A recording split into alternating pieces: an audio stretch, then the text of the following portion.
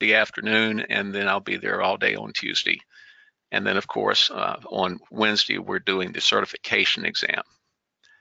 A lot of you have asked about the county education seminars. These are being set up by Jessica Terrell. She's calling you and asking you to pick 2 dates, sometime beginning in May, and it needs to be done by September 1st. And of course, there are a lot of questions that go along with it, but some of the common questions that we're getting is, can I schedule both on the same day? You can, but just make sure that one is during the day and one is in the evening, because we need to be sensitive to the needs of the voters. Ask yourself, do you need to have more than one location? In other words, you can schedule them both at the same location. You can schedule them on different days. You can schedule them at different times. But if your county is set up such that you need to have a different location, that's something you really need to think about. We're not here to tell you where to have these, but we are just letting you be aware. Yes, you can do more than 2. Some counties are planning to do 3, 4, 5, and that's fine, but the minimum is 2. Now, the state board must be present at all of these, and you must use the state board presentation that we're developing. We will have the presentation ready for you by the time that you start these in May. Please do not schedule any of these before May. There's just no point in starting that early, especially since voter ID has been delayed until next year. Again, it might be a little better to have these later on in the year, but this is the law. This is a statute. It has not been changed. So we have to have these done by September 1st. Now, the state board has to be present. We do not have to give the presentation. You can give the presentation if you want. We can give the presentation for you, or we can do it together. It's really up to you how you want to do it. It's your county, but we do have to be there, and you do have to use the presentation that we provide. And then if you want to do one in Spanish, we can do that. Ellen is putting together a presentation in Spanish. She did these up in Cook County. She was responsible for the outreach to the Latino community in Cook County, Illinois, which is about the size of several of our large counties. So it's a big area. Now, the one in Spanish is in addition to the 2 that are required. It does not take the place of one of them.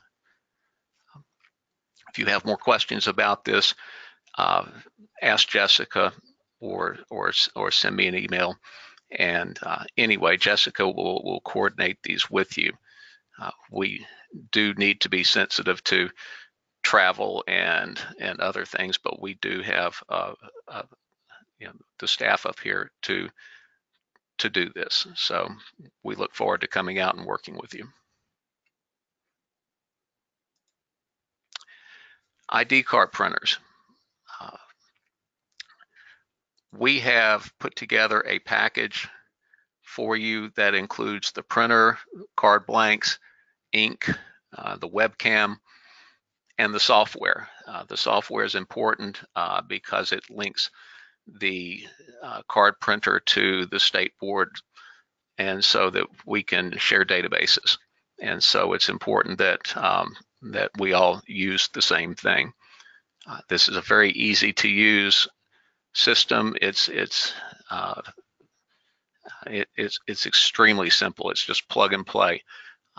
The only thing that you need to provide is a PC or a laptop to hook it to, and a place in your office to take the pictures. This kit contains everything else. So how do you do it? It's a package solution. The cost is $17.95. That includes shipping, that includes support, and that includes startup supplies.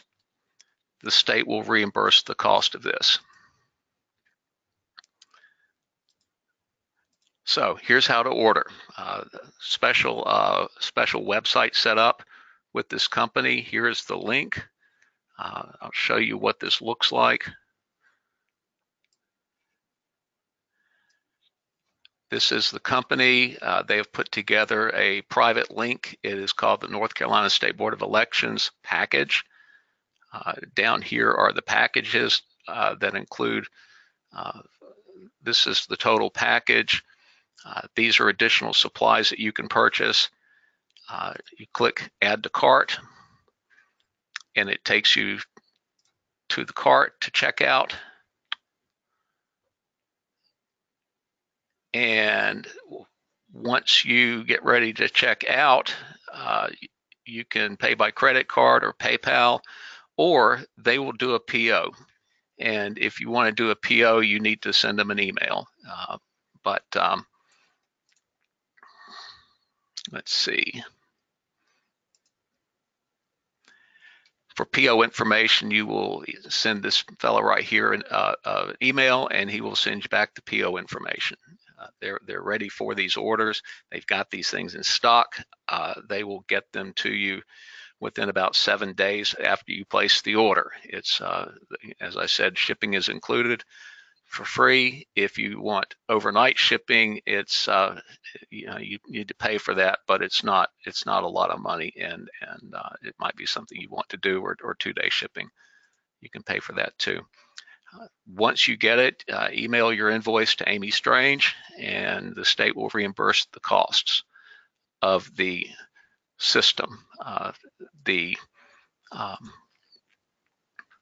All the hardware and the initial supplies, everything you see here is included. Again, you do need to use this software package that comes with it. So once you get everything, you would need to wait for the setup instructions that are coming from us that will talk about how to set up the software and link it to the state, and also the template design for the ID card. We're still developing that, and once it's finalized, we'll send it to you, and you can just plug it in, and you're ready to go. In the meantime, you can just set it up and play with it, and take some just practice with it. You do need to locate a place to take your photos. Choose a neutral background like a beige. Please don't pick blue or red as a background. Make sure it's a neutral color, and we will again send you all the templates and instructions on how to put this thing together. It's very simple. Everything is plug and play. You just plug it into your laptop or your computer. Everything is provided except the laptop or computer. You just use one of your own, plug it in, install the software, and you're ready to go. Now, I have included attachments to this that are in the webinar. You'll be able to download these, and it contains most everything I'm talking about. And so that's it on the ID card printer. It's ready for you to start ordering now. You can wait a few weeks, or you can go ahead and get started with it. It's really up to you. And one other thing about that ID card printer, it's a heavy duty printer. It's not one for extremely high volumes, but it is not a basic entry model either. It should last. It has a 3-year warranty on it. The company that we're purchasing it through provides support for setup, or if any maintenance problems, any problems you have, you call them and they will handle it. If they need to ship you a new one because yours is broken, they will do that. And all that is as no extra charge. It's all included with the package for 3 years. So let's move now to the ID cards that were approved for the students and employees of the state. I have attached a list to the webinar that you can download and look at. these applications were the ones that were approved on March 15th by the state board. And those are all that are going to be approved until 2021.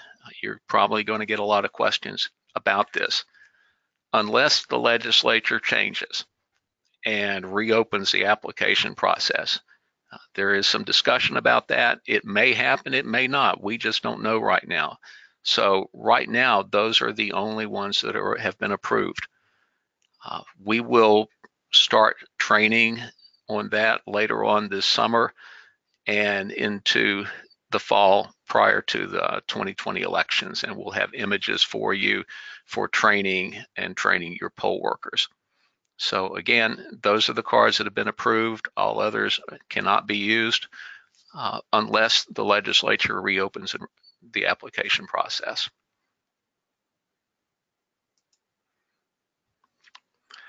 The certification exam, the next certification exam is April 3rd in Hickory.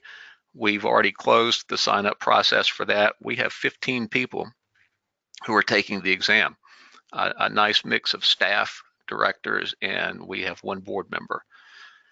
Now that your board members are appointed, we want to start looking at the certification requirements for board members with the changes in rules, and I'll talk more about this at the NCADE, but we really want to encourage board members to become certified, and with the change in the process, it's a little easier for them to meet the certification requirements, and there's a little more incentive for them to do that. So after the April 3rd exam, the next scheduled exam is at the summer conference on the day following the summer conference. Now, we are asking if there is an interest in having regional locations. I've already been contacted by 2, and what I would like to ask is that counties who are interested in having a location or us come to your county, if you will contact your region and work out the best location. What we would like to have is a location that is accessible to not only the region but other parts of the state. So it should be close to a major highway. It should have hotels, but work this out with your region. What we've had in the past are counties calling up and say, "Can you come to my county and do this for my staff?" Well, we really want to come to your region and do it for your region. So if you want us to come to your region, please work that out with the other county directors in your region, and we'll be happy to do that. If you want us to come before the summer conference, we probably can work that out too. And the last thing we have to talk about is campaign finance training. It's that time again. Sorry about the cartoon in poor taste, but it's something that we need to think about. Jason and Terry will be sending you an email. Look for the email. They are asking for hosts for the regional compliance training sessions that they do every year. From late July to early September. So if your region can host one, be talking about that and look for their email. And let me see, I think that wraps it up for me, and I'm getting ready to turn it over to Brian. And Brian, I think you have it now. Okay? Sounds good. Can you hear me, Ted, just to make sure? Yes. Yep. Okay. All right. So we're going to talk about the precinct, what we've called the Precinct Uniformity Project. This was thrust upon us by the General Assembly in, I think it was 2016, 103 was the statute that did that. So I want to talk about the timeline a little bit, and then I want to describe what the algorithm does that generates the proposed precincts, and then I'll wrap up by saying how then you will get involved in making edits to what those proposed precincts are. So let's start with the timeline, and I don't have a slide for this, but the latest that our team will get you the proposed precincts will be April 19th. and that gives a good 6 weeks gap before we have to give everything over to the Census Bureau on May 31st. So that should give us a lot of time to get your changes, and we also have a tool to help facilitate that we'll talk about at the very end of this presentation, so that it's a little quicker in getting the changes to the precincts. The other thing I want to mention right up front, and I've mentioned it before, but I will continue mentioning, is that we on purpose built into the business rules that were approved by the board broad discretion to accept any changes that are proposed by the counties. And the reason we did that, I think, is obvious, but is because we know that data only tells part of the story, and there are assumptions in all the algorithms that we run. So we, unless, I would find it very rare for us not to accept certain changes that you counties will be providing.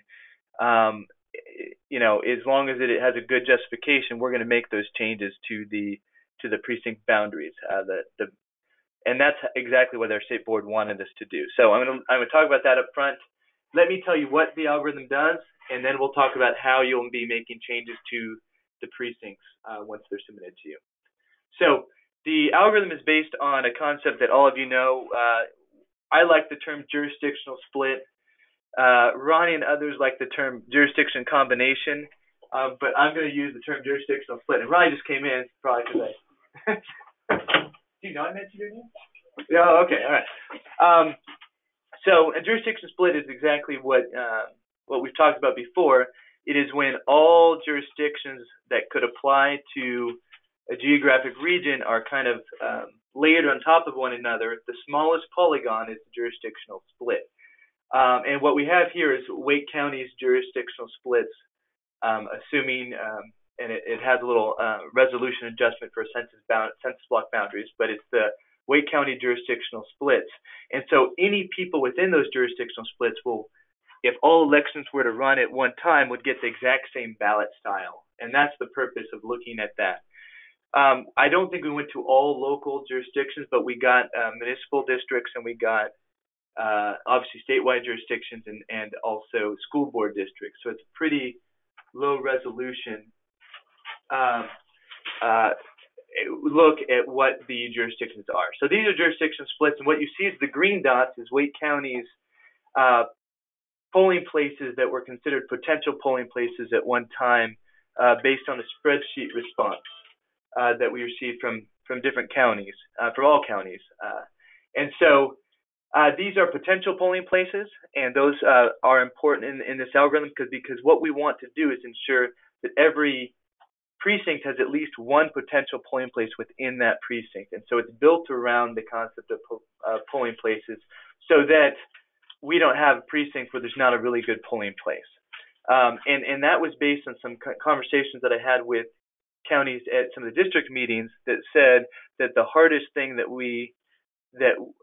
counties have problems with is getting a good polling place within a precinct boundary. So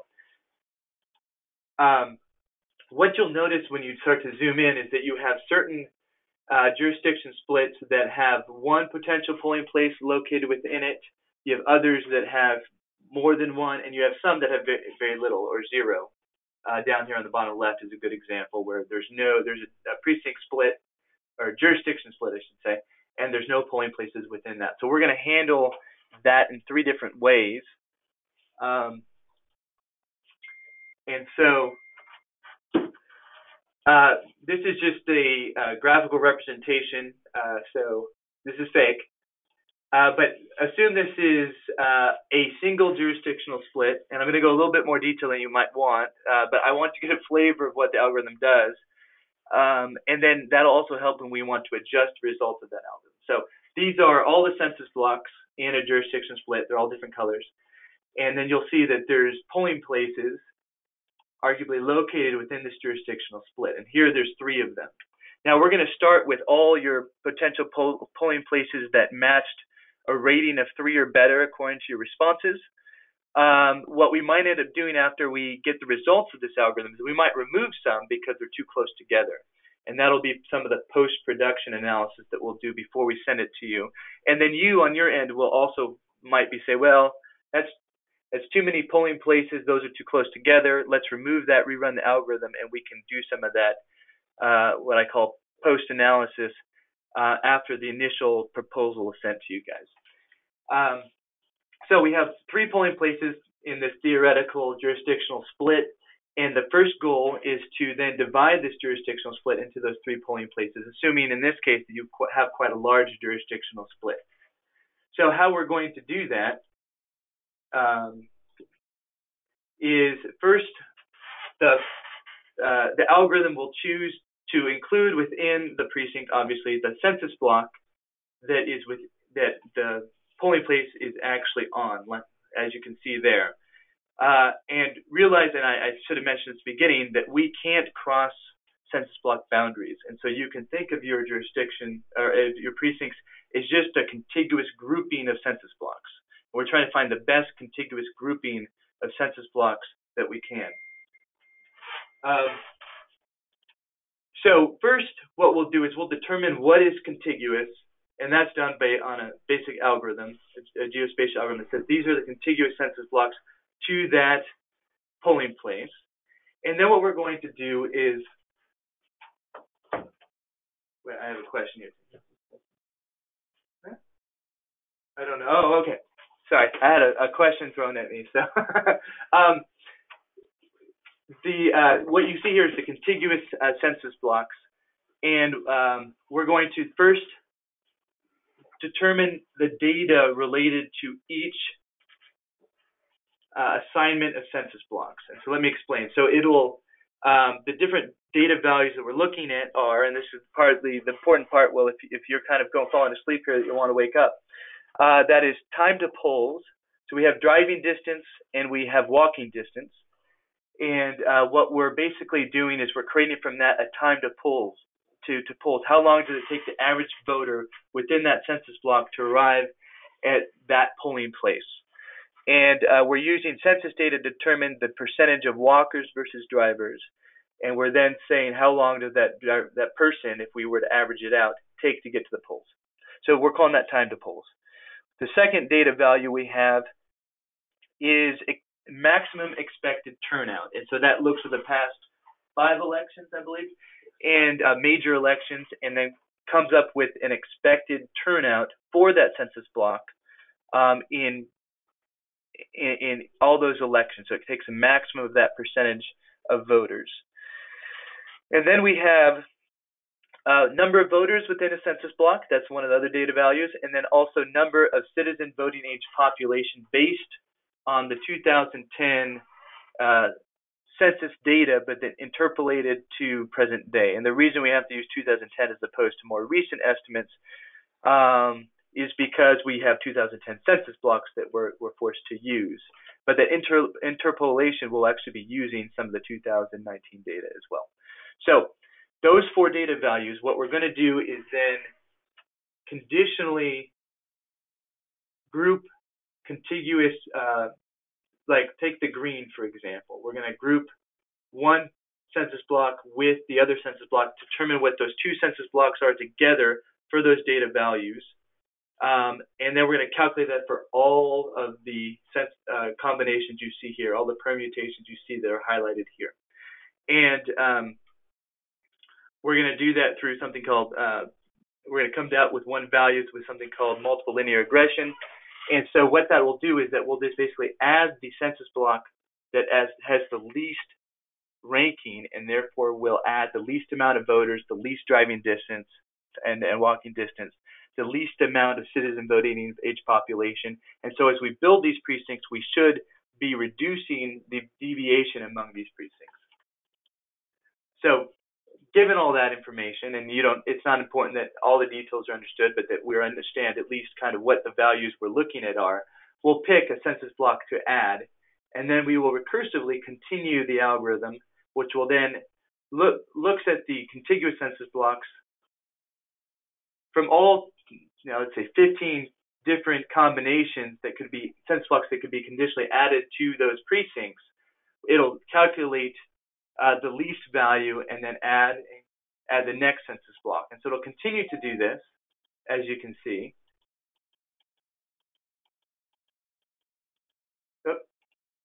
went too far. And then what I want you to notice is we have a situation as these census blocks are being built, or these precincts are being built, where these highlighted census blocks could be added to either the orange precinct or the yellow precinct. And so it's going to be calculated twice. The data values will be calculated for the orange precinct as well as the yellow precinct. And then whichever data value, like I said, is least, and therefore adds the least amount of voters or adds the least amount of driving distance, is the way I would think about that. That's going to be added to it.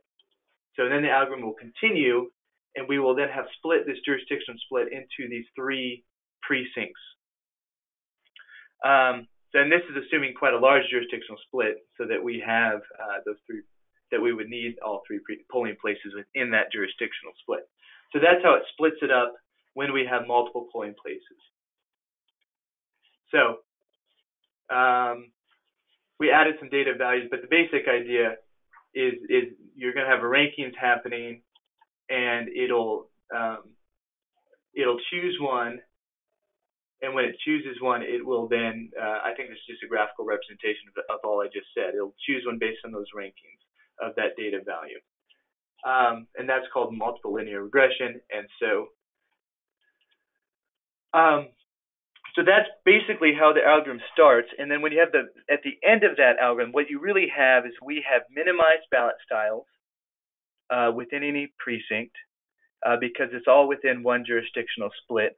We have also ensured that you have a polling place within that precinct, and that we've minimized deviation as much as we could while splitting any jurisdictional splits. And so you have reduced having these large precincts next to these small precincts.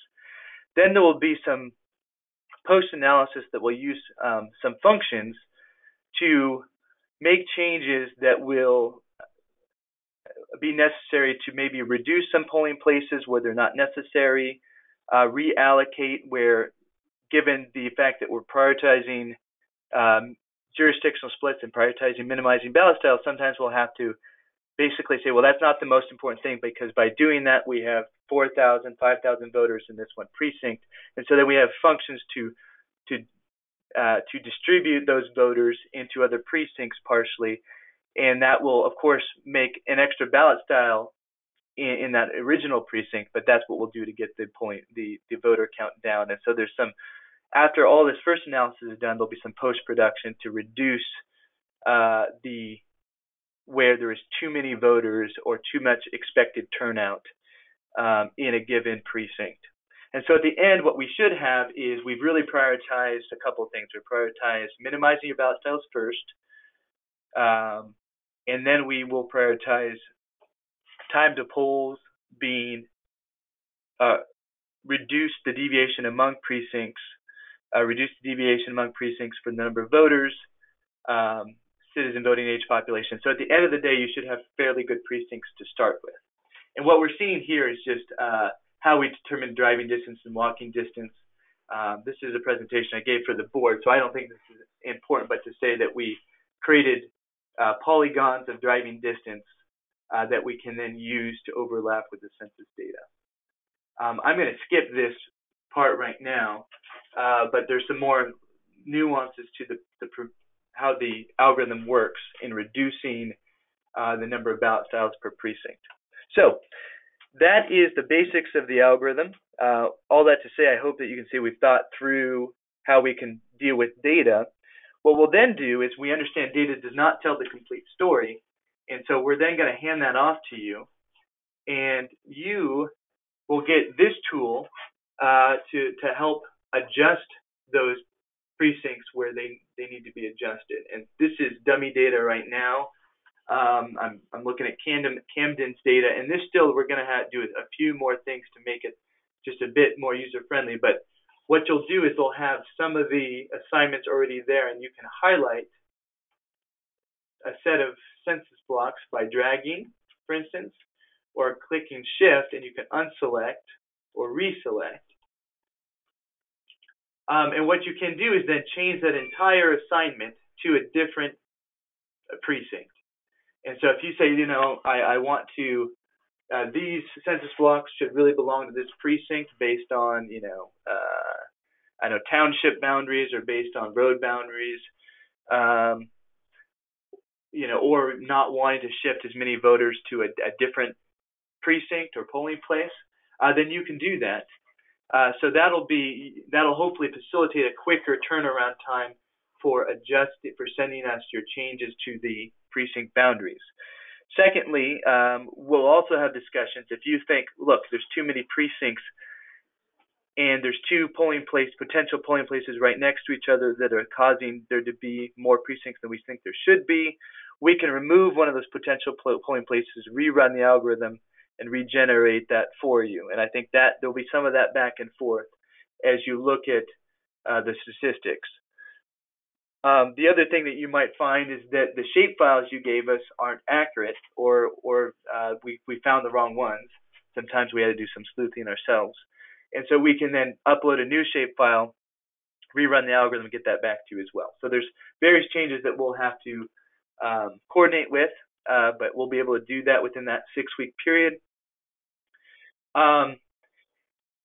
Also realize that the board has said to us that we need to minimize the amount of voters, or as much as we can, the amount of voters they're changing polling places.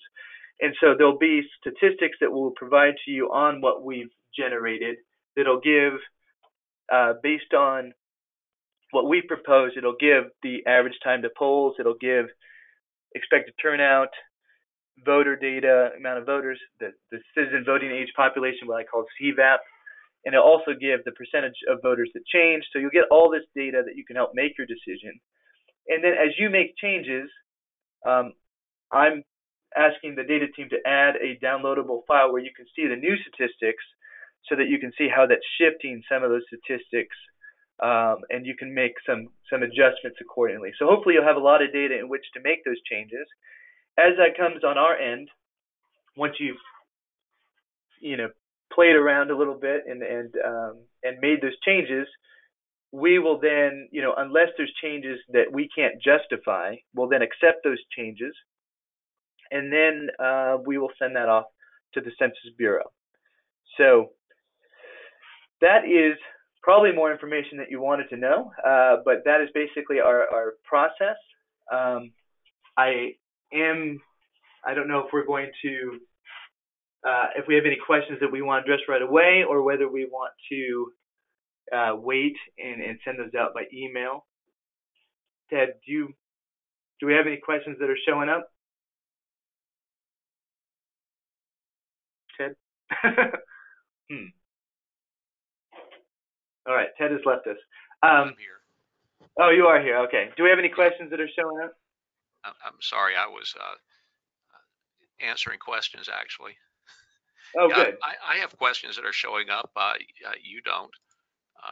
Yeah, why is? Oh, that's because you're presenter. I get it. Okay, I was wondering. Here we go. Yep. You've got questions. Absolutely. Okay, I'll answer a few until we got this till 11, right? So I'll answer as many as I can. Maybe you read the good ones to me. I'll let you choose which ones are good because you can see them and I can't. They're all good. Okay, that's a good answer there. All right. Why don't you go in order then? Anything that I should answer that I haven't answered already? Okay. Is that expected turnout minus early voting? Yes, good question. It does. It's an expected election day turnout. Yes. And what it does is it takes the 5 elections, so 2010, 12, 14, 16, 18. It determines, based on geocoding, it determines where the voter was on election day, and it gives a percentage of that census block that voted in that election, the percentage that voted on election day, versus all voters within that census block. And then it will then take the maximum percentage, and that'll be percentage that'll apply to current census data, or voter data, rather. So it does. It takes out one-stop voting or absentee by mail. Okay. Does the turnout include ED and OS, or ED only? Same question, same answer. Yeah, ED only, because we're really only interested in in predicting election day turnout because these are election day precincts. Will we be doing the same thing after the 2020 census? Good question. So that's actually a really good question I should have gone into. So after the 2020 census, we will actually get the new census blocks in 2021, and then we have to just snap the lines to the new census blocks where they diverge. So that's a very minor adjustment in the precinct boundaries, and that's required by statute. And then if counties are asking for changes, the board is required to pass rules on whether to accept those changes. And so there'll be data analytics behind some of those rules. So when you propose certain changes, we will then run data analytics and then accept or come to some compromise about certain precincts changes. So it won't be this algorithm will be run again, but I would imagine we'd use the same statistics to then inform whether we accept, modify, or reject, precinct changes. And normally, and that has to be gone through the executive director, but the board itself has to pass business rules, or I should say legal rules in this case, to then facilitate that change. Did the work on your splits factor in planned developments and growth? Example, a precinct with 1,500 voters may be scheduled to have 3,000 in the next 2 years. That's a good point. So those are the sort of data elements that we'll have to handle within the county modifications. This is the sort of stuff that we don't have data on and couldn't get data on. So we have to really hope the counties, and I think they will make those changes. And luckily, I think what we can do, and I think really what the benefit that we're providing, not that we asked to do this, but the benefit we're providing is providing statistical data to help inform that decision. And by the way, when we first went to several counties on this in different district meetings, we asked, should we come up with a proposal that meets these requirements and then send them to you, or do you want to reverse that that decision-making process to have it where the counties come up with the proposal and then it sends it to us?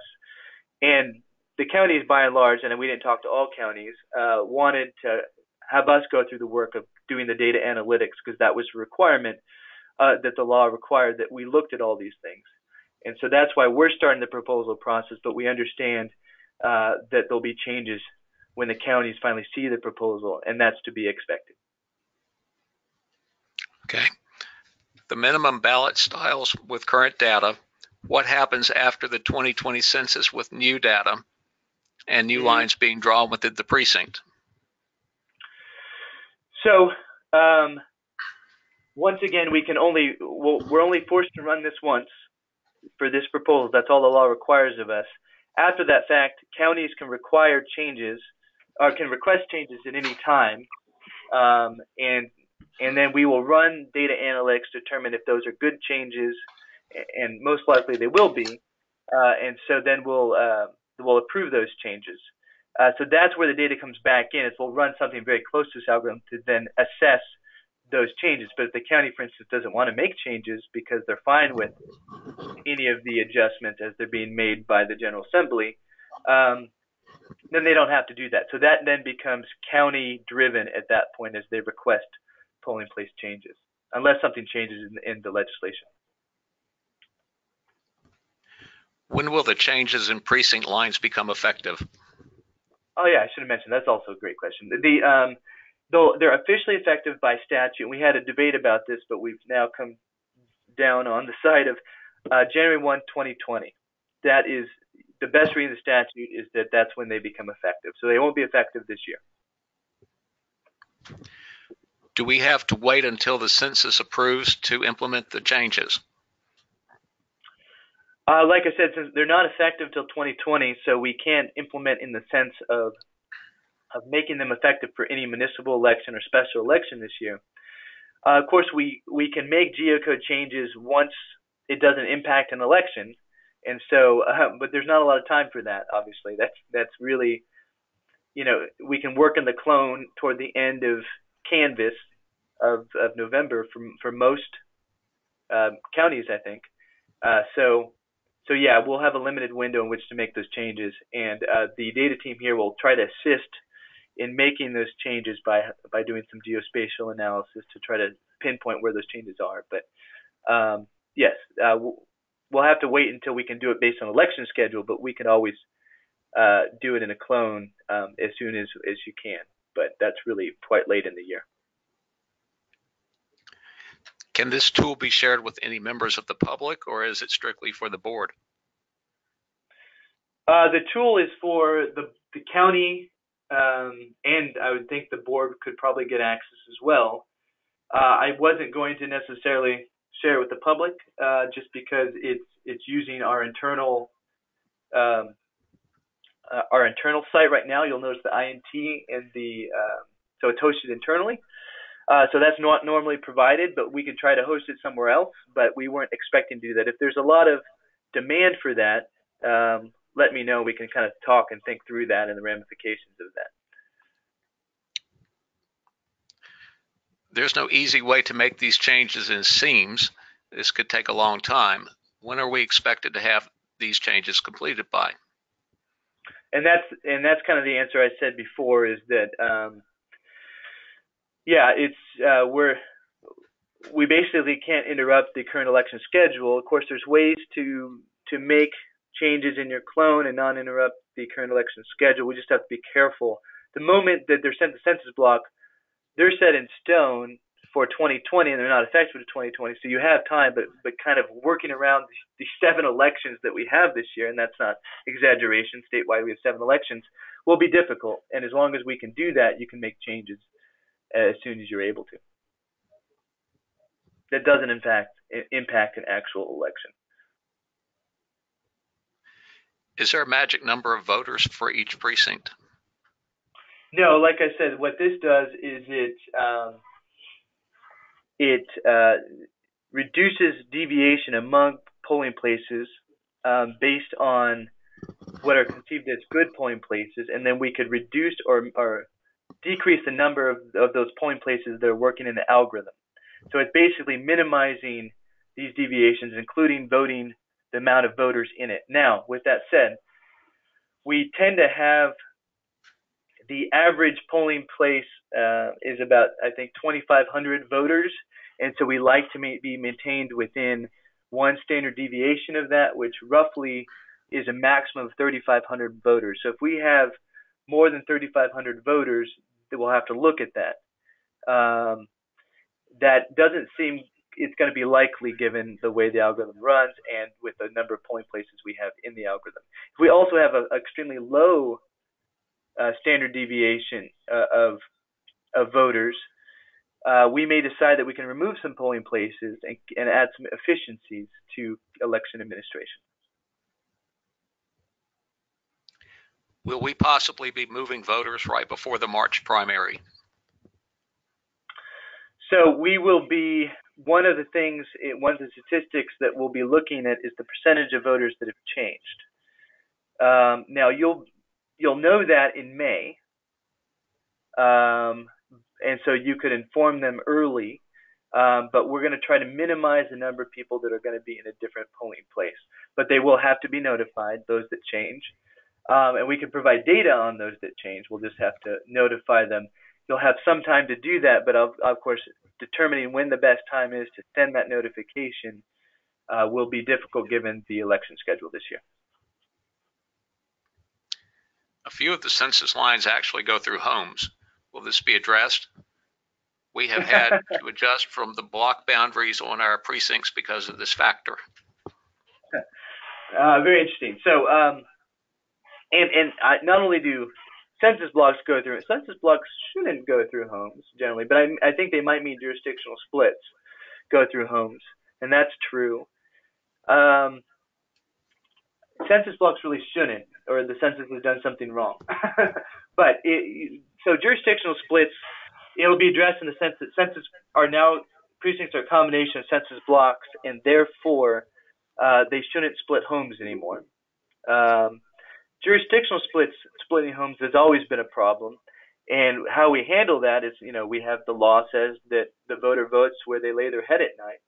And so that's an unfortunate thing to try to figure out, especially if you maybe have a wife in one room and a husband who routinely makes his wife angry on the couch, and they're in a different jurisdiction. That becomes kind of thorny. But obviously, I don't think that really happens very often. But that's a legal issue to be kind of figured out. But we can't change the jurisdictional splits.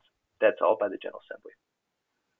Now, if there's evidence that census blocks are actually splitting houses, then and that might be before the resolution update the Census Bureau did, then we can actually we can deal with that on a one-off basis, or we can tell the Census Bureau, hey, we think there's a problem with the census block. Is the rule that any change to a precinct means that the name of the precinct be changed, be repealed, so that we can continue to use familiar names? So the names can be whatever counties want. There is a precinct code and a precinct name. And the precinct code will match what we provide to the Census Bureau, the Census Bureau has certain restrictions. I think they're 6 characters long, for instance, which I think is our current precinct code change.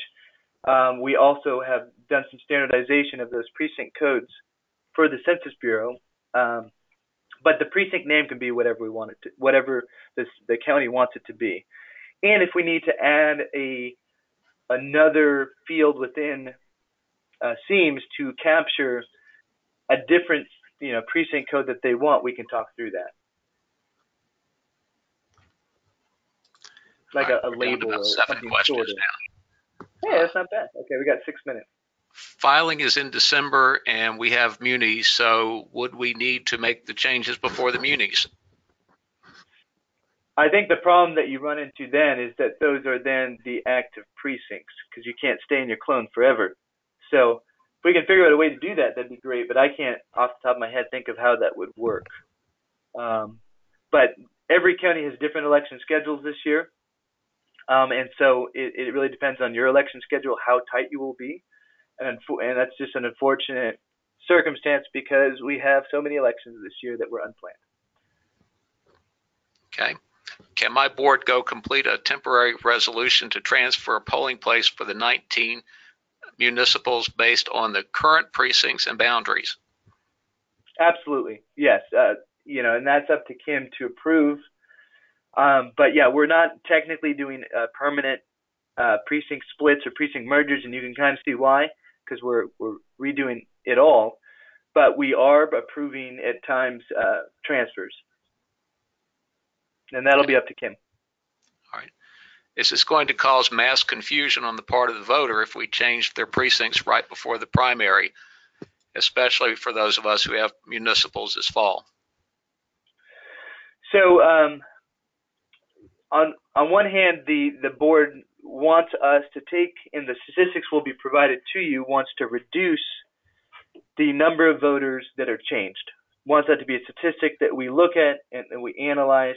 Because we're starting with polling places, where I would expect the algorithm to make shifts is on the boundaries of those polling places. And we do have potential polling places in there as well. And so if we start to, like I said, have too many changes, we can remove some of those other extra polling places that are making too many polling places for that one county. But because we're working with existing polling places, I expect that your changes will be on the margins of the precinct.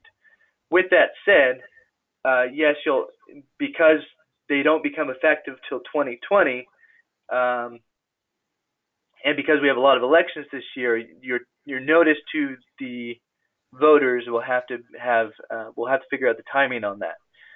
But I can't change the effective date, and I also can't change the election schedule. So I don't know how else we're going to do it. That's just the result of what the bill says, which is when this thing becomes effective. Okay.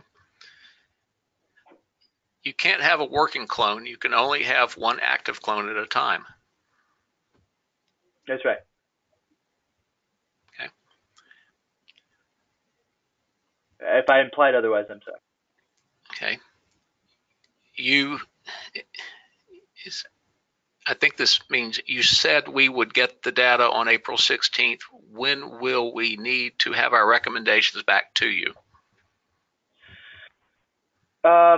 We'll go back and forth for the next 6 weeks, and until we get it right.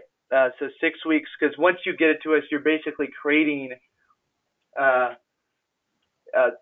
shape files for us, and we can just submit those off. So as long as we're going back and forth within that 6 weeks, we don't need the turnaround time to get to prep it necessarily for the Census Bureau. So basically, we'll work back and forth together for the next 6 weeks. Now, like I said, that's a maximum of how long it'll take my team to do it. If we get it done before then, we will get that data to you before then. We'll have even more time. But I think 6 weeks should be sufficient time. Hopefully, this tool has made it easier to select and change assignments and then download data to see the new statistics.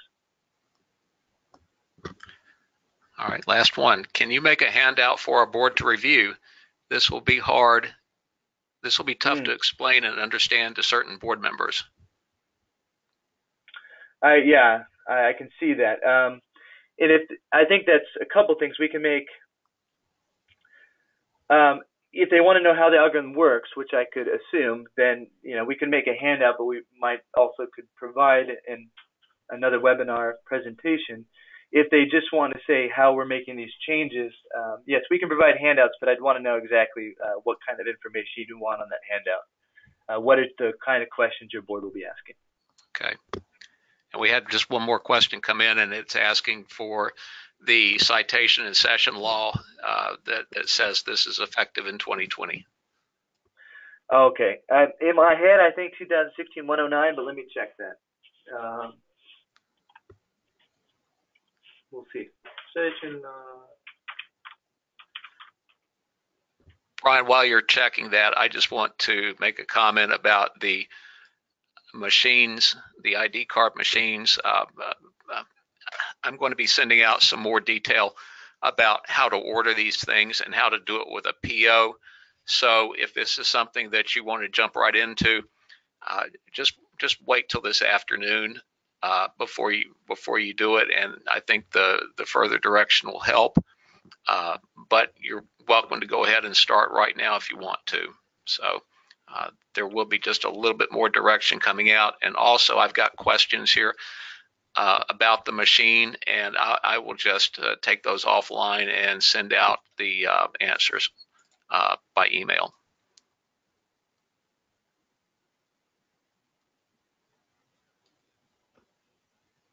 Yeah, the legal team reviewed this session and said that that's the effective date. I think they may have been talking about 8B, but I'll have to read the statute more to be careful, to be sure I'm right about that. But yeah, it is definitely 2016-109. Yeah. One last question came in. Do we need to have these ID card machines ready for May 1st? Yes, you do. All right. Well, thanks, Ted, for helping facilitate the questions. Thank you, Brian. Let us know if you have more questions. Thank you. Okay, we're going to end the webinar now. Thank you.